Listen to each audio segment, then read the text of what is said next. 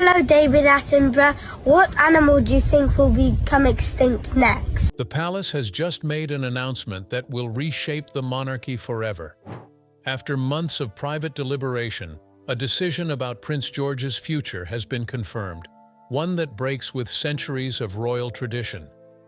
What you're about to hear will change everything you thought you knew about the next generation of royals. The announcement that shook the monarchy. On the morning of December 10, 2025, Kensington Palace released a statement that sent shockwaves through royal circles and beyond. The brief but carefully worded announcement confirmed what palace insiders had been whispering about for months: a major decision regarding Prince George's upbringing and preparation for his future role as king. But this was not just another administrative update or scheduling change. This was a fundamental reimagining of how a future monarch would be raised. The statement, issued at precisely 9:30 in the morning, was notably direct. It outlined a new approach to George's education, public duties, and personal development that represents the most significant departure from royal protocol in modern history. And unlike the gradual changes the monarchy has made over the past few decades, this decision was immediate, decisive, and irreversible. What made this announcement particularly striking was its timing. Just 3 weeks earlier, Prince William had given a rare interview in which he spoke candidly about the pressures of royal life and his determination to give his children something he and Harry never fully had: a genuine childhood. At the time, many dismissed his comments as the usual platitudes about work-life balance. Now, those words take on an entirely different meaning. William was not simply expressing hopes or intentions, he was preparing the public for a decision that had already been made. The reaction within palace walls was immediate and divided. Senior courtiers who have served the monarchy for decades were reportedly blindsided by both the decision itself and the public nature of its announcement. One former private secretary, speaking on condition of anonymity, described the mood as one of quiet panic. These are individuals who have dedicated their careers to maintaining tradition and protocol, and suddenly they were being asked to oversee a radical departure from everything they knew. But among the younger generation of royal staff, those hired by William and Catherine themselves, the response was markedly different. These are people who have watched the Prince and Princess of Wales carefully balance their public duties with an almost fierce protectiveness over their children's privacy and well-being. For them, this decision was not a surprise, but rather the natural culmination of years of careful planning and consideration. The British media, meanwhile, erupted. Within hours of the announcement, every major newspaper had published multiple articles analyzing every word of the palace statement. Television networks interrupted regular programming for special coverage. Royal correspondents who had spent years cultivating sources suddenly found themselves scrambling for information about a decision that had been kept remarkably quiet until its official confirmation. What exactly had the palace confirmed? The details, which we will explore fully in the next chapter, represented nothing less than a complete overhaul of how a direct heir to the throne would be prepared for kingship.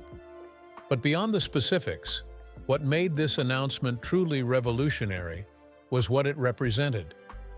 A clear signal that William and Catherine were willing to prioritize their son's childhood and mental health over centuries of tradition. This was not a decision made lightly or quickly. Sources close to the Wales family reveal that William and Catherine had been discussing this path for George since before he even started school. They had consulted with child psychologists, education experts, and even reached out privately to other European royal families who have successfully modernized their approaches to raising future monarchs. They had studied the childhoods of previous heirs, identifying what worked, and more importantly, what inflicted lasting damage. And now, after years of preparation and planning, they had made their choice public. The palace had confirmed a decision that would reshape not just George's life, but potentially the future of the British monarchy itself. There would be no going back. The old ways, the rigid protocols, the early public exposure, the weight of expectation placed on a child's shoulders, were being consciously, deliberately abandoned. The announcement was brief, but its implications were enormous. And as the news spread across the United Kingdom and around the world, one question dominated every conversation. What exactly had William and Catherine decided for their son, and would it work? What the palace actually confirmed. The palace statement, though carefully diplomatic in its language, contained several specific confirmations that individually would have been significant and collectively amounted to a revolution in royal child-rearing. The first and most striking element was the decision regarding George's education.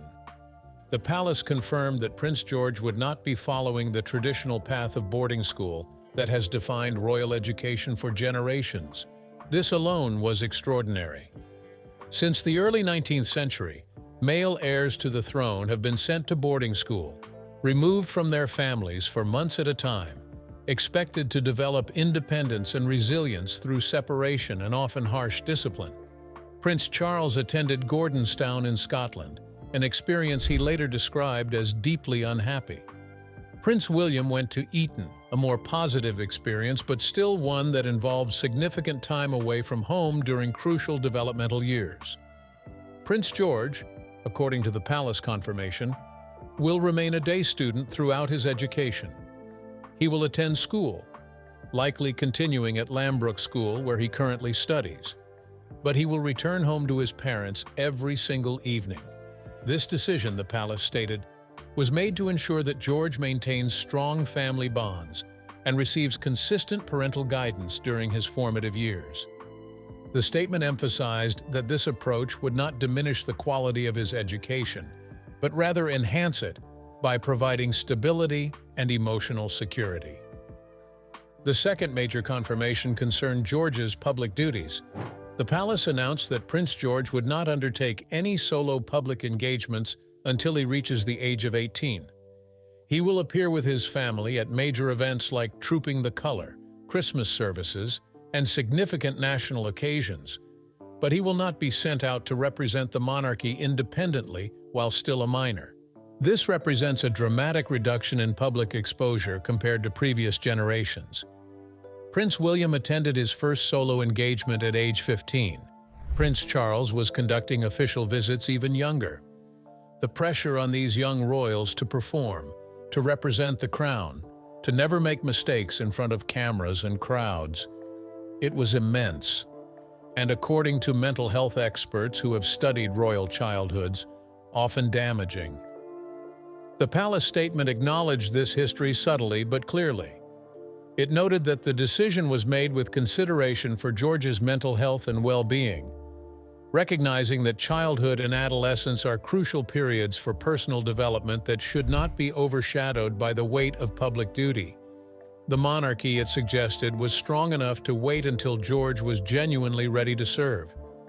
The third element of the confirmation addressed something that might seem minor, but is actually deeply significant: the use of titles and how George would be addressed in educational and private settings. The palace confirmed that in school and in private life, George would be known simply as George Wales, not as His Royal Highness Prince George. This decision, the statement explained, was intended to give George as normal a childhood as possible and to allow him to form genuine friendships based on who he is as a person rather than his future role. This might sound like a small concession, but it represents a profound shift in thinking.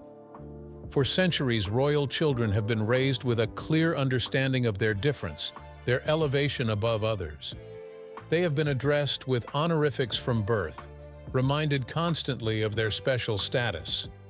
William and Catherine were essentially confirming that they wanted George to understand his future responsibilities without having his entire identity subsumed by them during childhood. The fourth confirmation concerned privacy and media access. The palace stated unequivocally that there would be no authorized photo shoots or interviews with Prince George until he reaches adulthood and can make informed decisions about his own public image. The only photographs of George that would be released would be those taken by his mother on significant birthdays and occasions. The media would be expected to respect this boundary, with the implicit threat of legal action for those who did not. This was William drawing a hard line based on his own traumatic experiences with media intrusion during his childhood and the loss of his mother. He was, in effect, using his position to protect his son from the relentless scrutiny that had defined his own early years. And by making this an official palace confirmation rather than just a private request, he was putting the full weight of the institution behind this protection. Finally, and perhaps most intriguingly, the palace confirmed that Prince George would receive regular private briefings about his future role and constitutional position, but that these would be age-appropriate and delivered by his parents rather than by courtiers or officials. William and Catherine were taking direct control of how and when their son learned about his destiny. They would be the ones to explain the weight of the crown, the responsibilities ahead, the expectations placed upon him. And they would do so gradually, carefully, in a way that allowed George to process and understand, rather than simply be told and expected to accept. The palace statement concluded with a paragraph that many saw as the key to understanding the entire decision. It read, "The Prince and Princess of Wales believe that a strong foundation in childhood, built on family stability, genuine education, and personal well-being, will better prepare Prince George for his future service to the nation than any amount of early public exposure or adherence to outdated protocol." There it was, the explicit rejection of tradition in favor of what child development research actually suggests produces healthy, capable adults. The monarchy was evolving, and Prince George was going to be raised according to modern understanding of child psychology rather than centuries-old custom. The question was whether this would create a stronger king or undermine the mystique and authority that had sustained the crown for so long. William and Catherine's influence on this decision. This decision did not emerge from committee meetings or constitutional consultations. It came directly from Prince William and Catherine, Princess of Wales, and it reflected years of their own painful experiences, careful observation, and determined planning. To understand why the palace confirmed this radical departure from tradition, you have to understand what shaped William and Catherine's thinking about parenthood and monarchy. Prince William's childhood was defined by contradictions. He was simultaneously privileged beyond measure and traumatized in ways that would mark him permanently. He lost his mother at age 15 in circumstances that involved media pursuit and public spectacle. He watched his father struggle with the demands of royal duty versus personal happiness. He attended schools where he was both protected and exposed, where other students treated him differently simply because of his birth. And throughout it all, he was told repeatedly that his feelings, his preferences, his individual needs were secondary to his future role. In numerous private conversations over the years, William has spoken about the sense of powerlessness he felt as a child. Decisions were made for him, where he would go to school, when he would appear in public, how he would spend his time. Even well-meaning courtiers and family members seemed unable to see him as a child first and a future king second.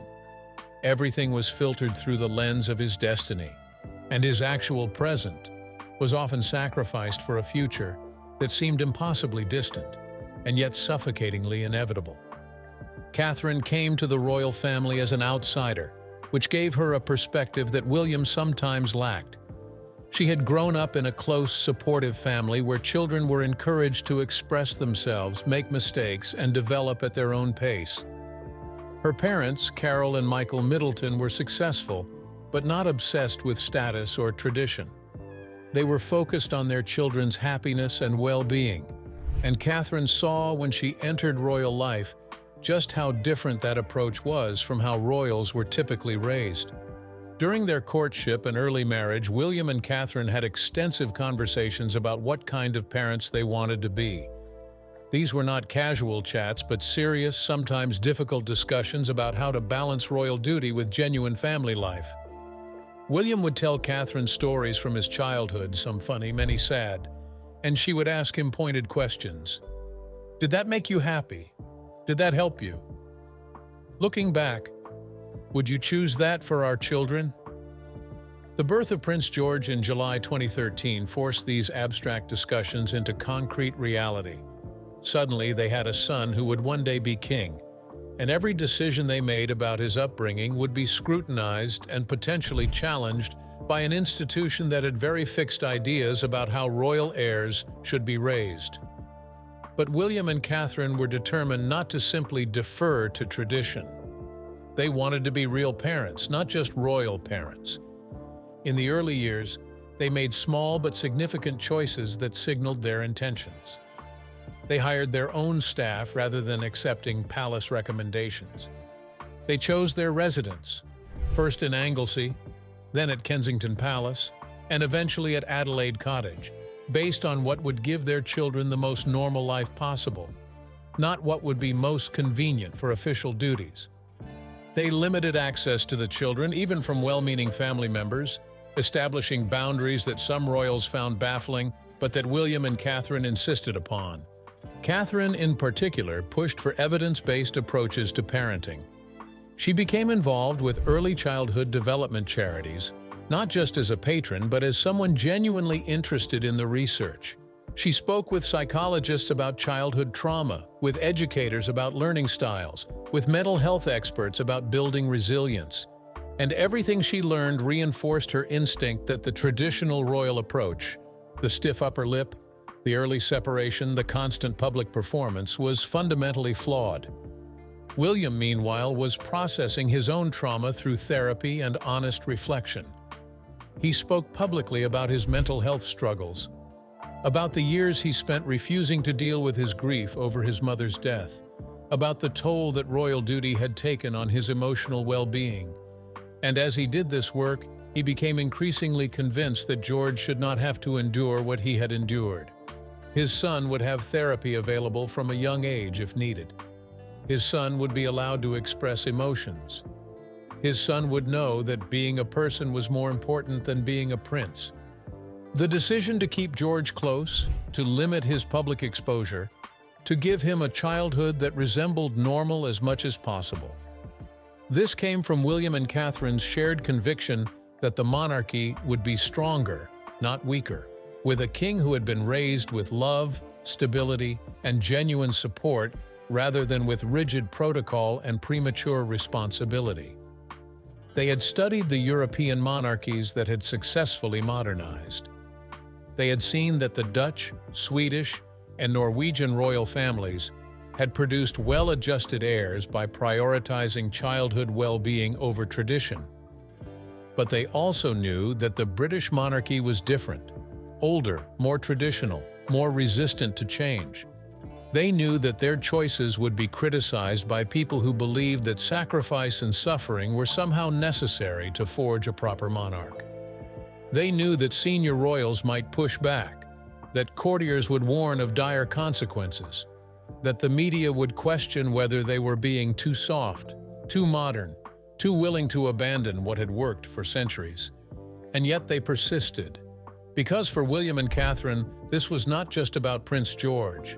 This was about breaking a cycle of generational trauma that had affected the royal family for far too long. This was about creating a new model for monarchy, one where the individuals wearing the crown were emotionally healthy, well-adjusted people who chose duty out of strength rather than obligation born from childhood conditioning. The palace confirmation of their decision was, in many ways, William and Catherine putting their vision in writing, making it official, ensuring that it could not be easily reversed by future courtiers or family members. They were using their position and influence to protect their son in ways they themselves had never been protected. And they were betting that a monarchy rooted in genuine human connection and modern understanding of child development would resonate with the British public more than one based on outdated notions of royal exceptionalism. It was a gamble, but it was one they were willing to take, because the alternative, raising George the way William had been raised, was simply unacceptable to them.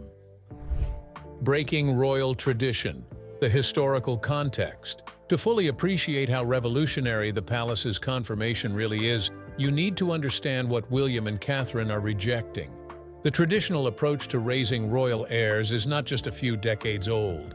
It stretches back centuries and was built on assumptions about leadership, duty, and the nature of monarchy that seem almost cruel by modern standards. For most of British royal history, heirs to the throne were not raised by their parents in any meaningful sense.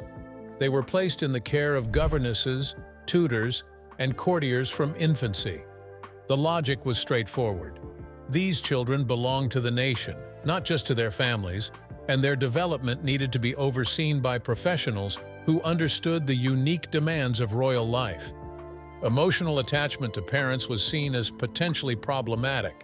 It might make the future monarch too soft, too influenced by personal feelings rather than state necessity.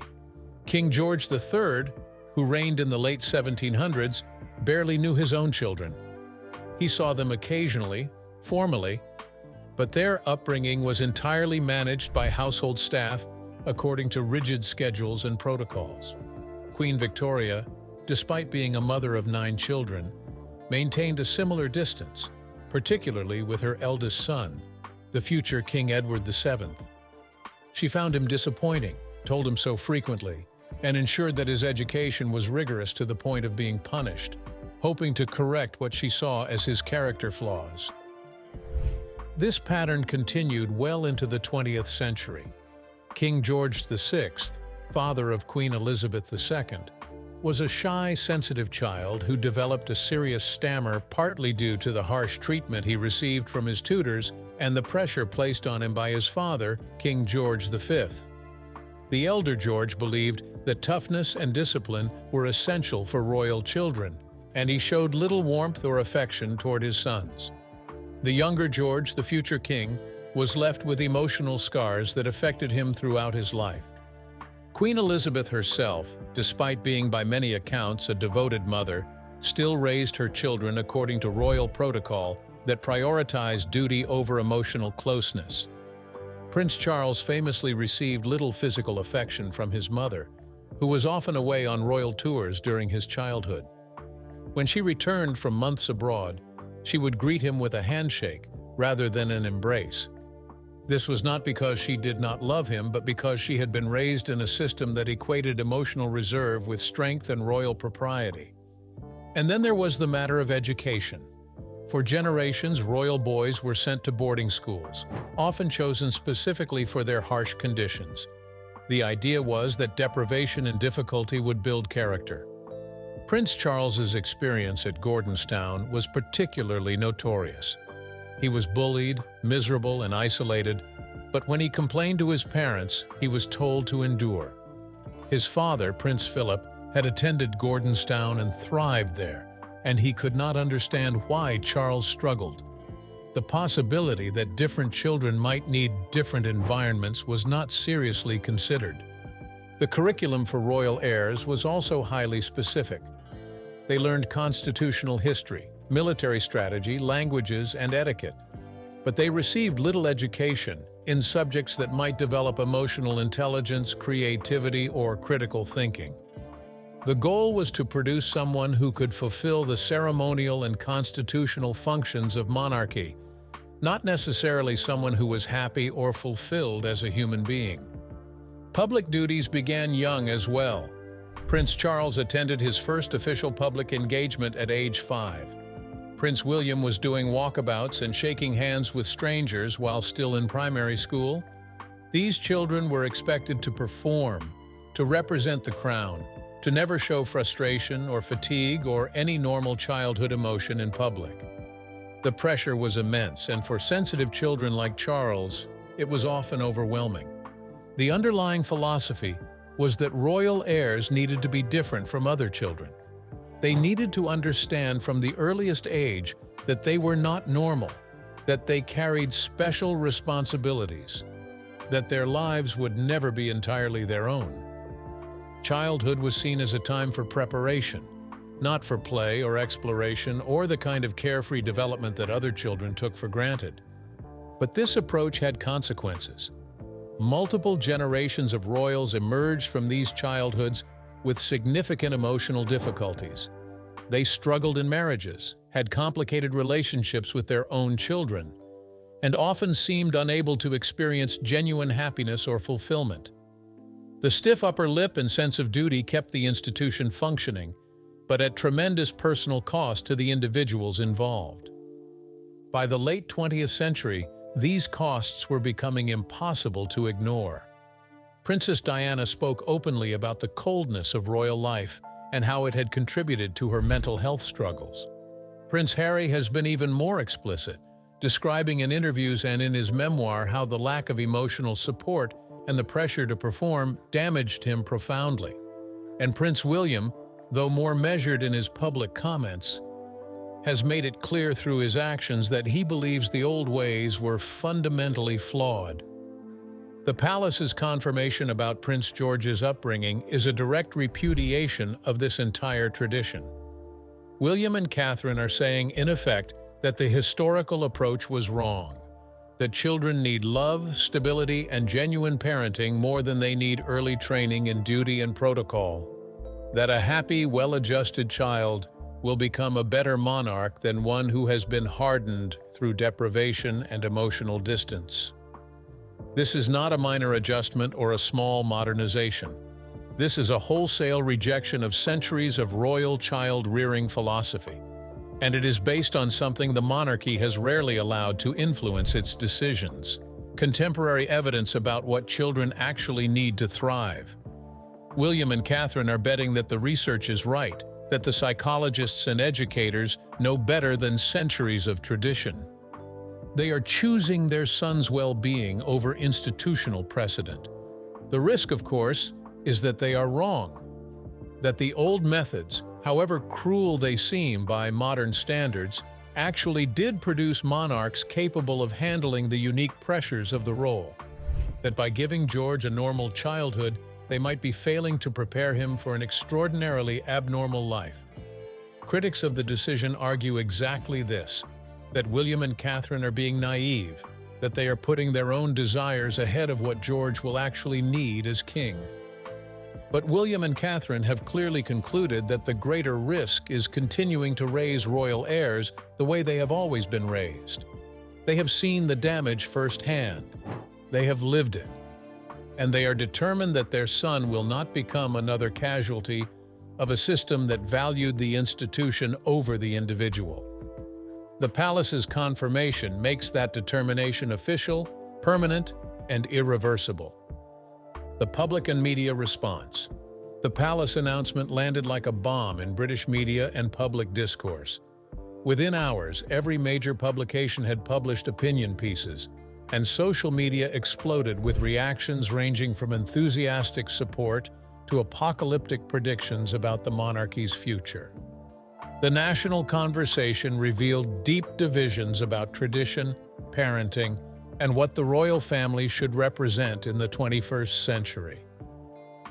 The immediate media response split along predictable lines. Progressive outlets like The Guardian praised William and Catherine for prioritizing George's mental health and bringing evidence-based parenting practices to the monarchy. Their coverage emphasized how the decision aligned with modern understanding of child development and represented a healthy break from damaging traditions. Columnists wrote approvingly about the Prince and Princess of Wales showing genuine courage in defying centuries of protocol. Meanwhile, more conservative publications expressed concern and skepticism.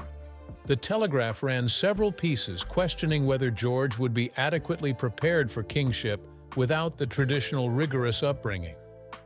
One prominent royal historian wrote that while compassion toward children was admirable, the monarchy had survived precisely because it demanded more from its heirs than other families demanded from their children. The article suggested that William and Catherine might be confusing modern parenting trends with timeless wisdom. The tabloids, as always, were more interested in drama than nuance. Headlines screamed about palace rifts and generational conflicts.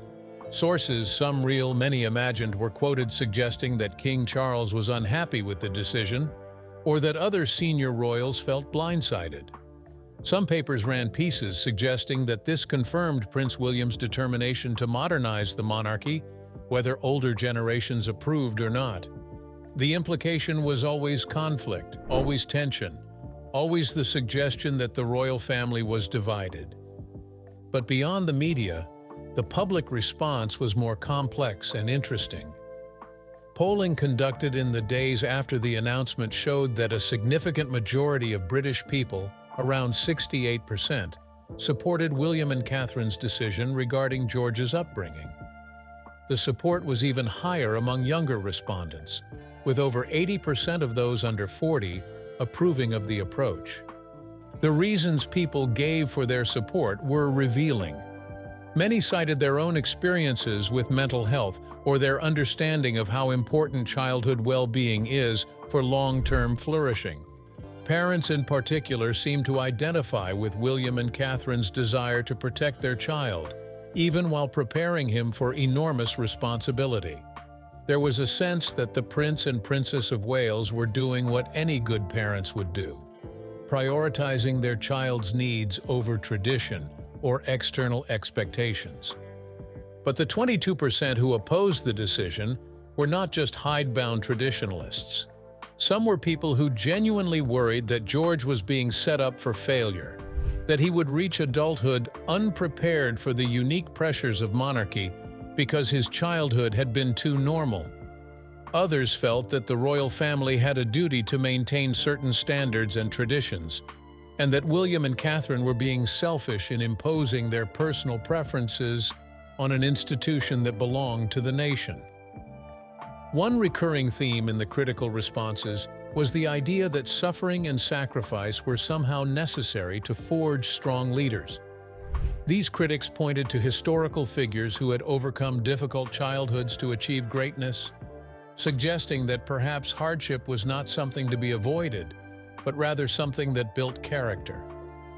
The counter-argument, that plenty of people never recover from traumatic childhoods, and that it was cruel and unnecessary to deliberately inflict hardship on a child, did not seem to resonate with this group.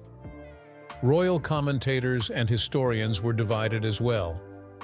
Some praised the decision as long overdue evolution. Robert Lacey, a respected royal biographer, wrote that the monarchy had always adapted to survive, and that William and Catherine's approach represented necessary modernization for an institution that needed to remain relevant. He argued that the public would more readily support a monarchy that treated its members humanely, and that raised future monarchs to be emotionally intelligent, media-savvy, and genuinely connected to contemporary life. Others were less enthusiastic. Hugo Vickers, another prominent royal historian, expressed reservations about whether George would truly understand the weight of his future role without the traditional intensive preparation. He acknowledged that the old methods had their flaws, but suggested that there was value in the rigorous education and early exposure to duty that had defined royal upbringing for generations. His concern was that William and Catherine might be overcompensating for their own difficult experiences at the expense of proper preparation. The international response was also noteworthy. Other European royal families watched the announcement with interest. The Swedish royal family, which had successfully modernized its approach to raising heirs, was reportedly supportive. Crown Princess Victoria of Sweden had raised her children with a balance of normalcy and royal preparation that seemed to align with William and Catherine's goals. The Spanish royal family, dealing with its own pressures to modernize, saw the British decision as validation of their own gradual reforms. Social media, meanwhile, became a battleground of opinions. Parents shared their own struggles with balancing protection and preparation, with many expressing solidarity with William and Catherine's choices.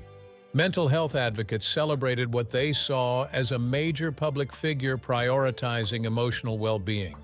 But there were also harsh critics who accused the Prince and Princess of Wales of being too soft, too influenced by American therapy culture, too willing to abandon British traditions in favor of fashionable modern ideas.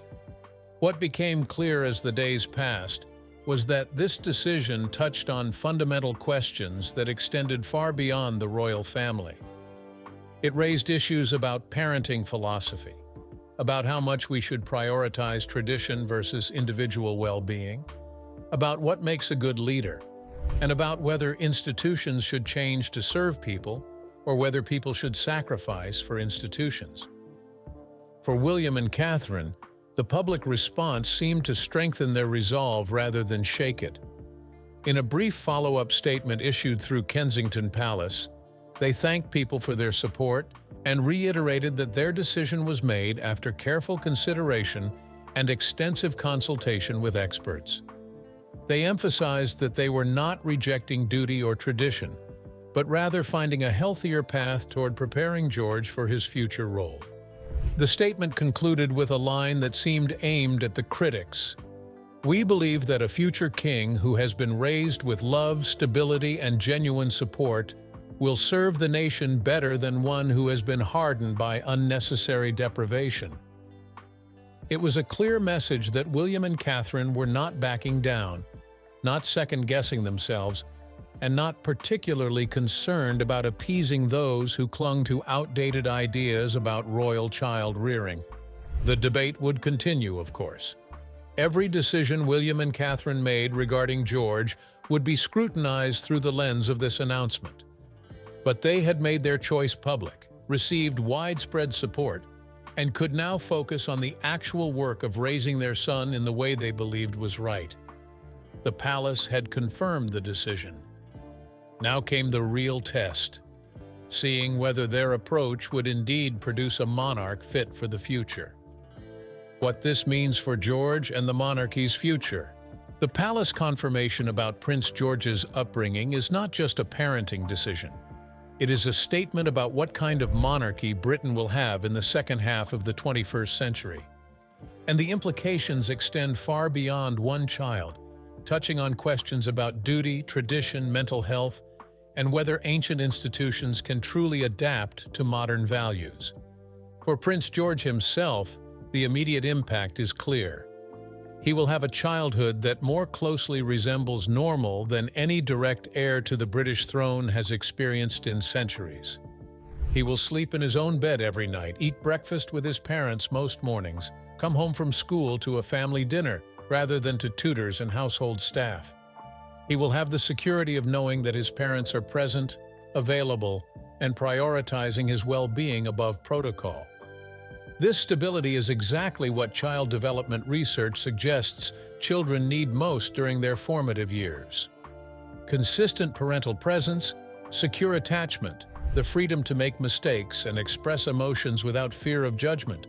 These are the building blocks of emotional health and resilience. George will have access to all of this in ways that William, Charles, and generations of royal heirs before them did not. But he will also carry a burden that comes with this approach, the knowledge that his parents broke with centuries of tradition specifically for him. That is not a light weight to bear. George will grow up hearing about how his upbringing was different, revolutionary, controversial. He will know that his parents' decision to raise him this way was criticized by some as naive or irresponsible, and he may feel pressure to prove that their choice was right, that he can be both a well-adjusted person and an effective monarch. The decision will inevitably shape George's relationship with his role. By delaying his solo public duties until age 18, William and Catherine are giving him years to develop his own sense of identity, separate from his future position. He will not be performing for cameras and crowds throughout his childhood, which means he will have space to figure out who he is as a person before fully embracing who he must become as king. This could produce a monarch with a stronger, more authentic sense of self, someone who chose duty after experiencing genuine autonomy rather than someone who never knew anything but duty. Or it could create complications if George comes to resent the expectations that will eventually fall upon him.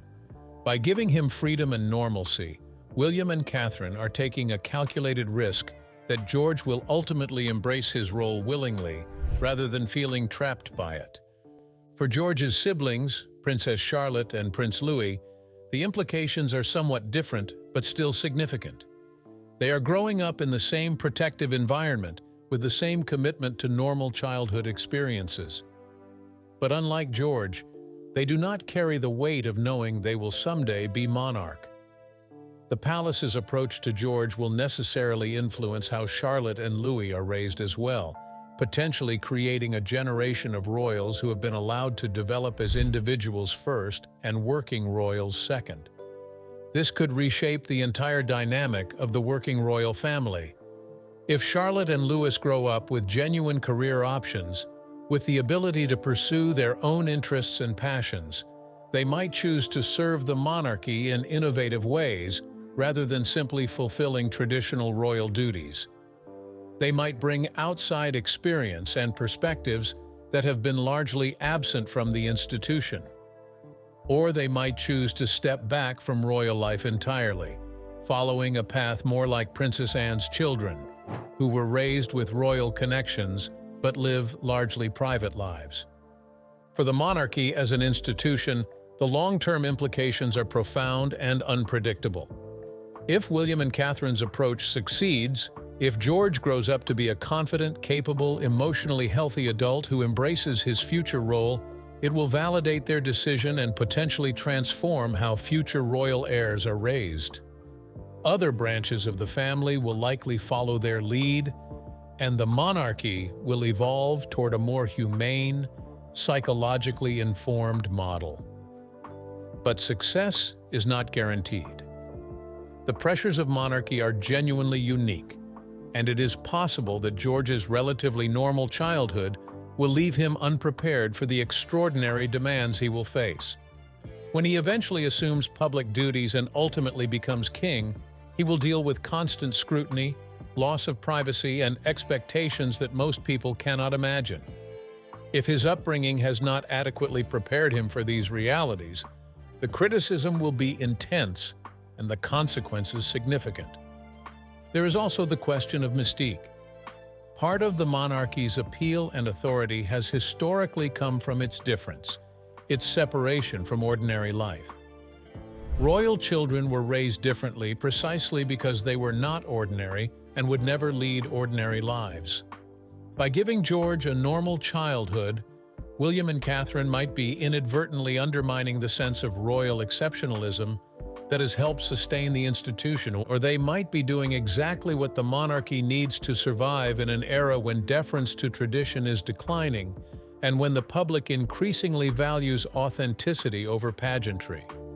A king who was raised with love and given genuine childhood experiences might connect with the British people in ways that previous monarchs could not.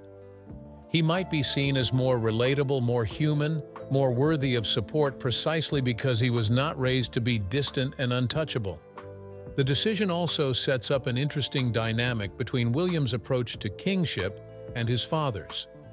King Charles has his own ideas about modernizing the monarchy, focused largely on streamlining operations, reducing costs, and emphasizing the institution's role in addressing contemporary issues like climate change. William's focus on how royals are raised and treated represents a different dimension of modernization, one centered on the well-being of the individuals within the institution rather than just its public function. These two visions of a modern monarchy are not necessarily in conflict, but they do represent different priorities. Charles is concerned with the monarchy's relevance and sustainability as an institution. William is concerned with whether the people serving that institution can do so without sacrificing their mental health and personal fulfillment.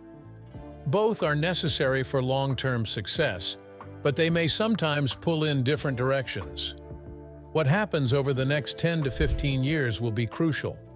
As George moves through adolescence and toward adulthood, we will see whether William and Catherine's approach produces the kind of young man who can handle the transition to public life smoothly. We will see how he responds to the inevitable increase in media attention and public scrutiny. We will see whether the stable, loving childhood he received provides a strong foundation, or whether the sudden shift to intense public duty creates difficulties. If George thrives, If he emerges as a confident, articulate, emotionally intelligent young adult who is ready to embrace his role, then the palace's decision will be vindicated. It will represent a turning point in royal history, the moment when the monarchy chose people over protocol and succeeded because of it. Future generations will look back at this announcement as the beginning of a healthier, more sustainable model for royal families. But if George struggles, if the transition proves difficult, if he seems unprepared for the demands placed upon him, if the lack of early intensive training shows in his performance of royal duties, then the critics will say they were right all along. They will argue that tradition existed for good reasons, that the old methods worked even if they were harsh, that William and Catherine's well-intentioned modernization was actually a dangerous experiment that put their son and the institution at risk. The truth will likely fall somewhere between these extremes. George will probably face both successes and challenges and will benefit from some aspects of his upbringing while struggling with others.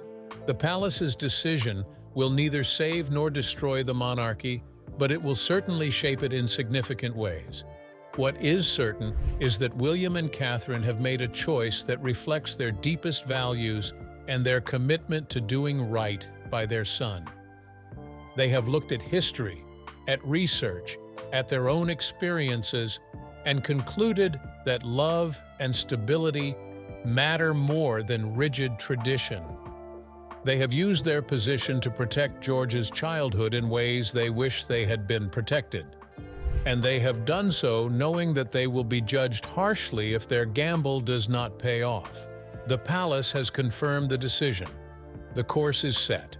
And now all we can do is watch as Prince George grows up under this new approach, as he navigates the path his parents have chosen for him, and as he eventually decides for himself what kind of king he wants to be.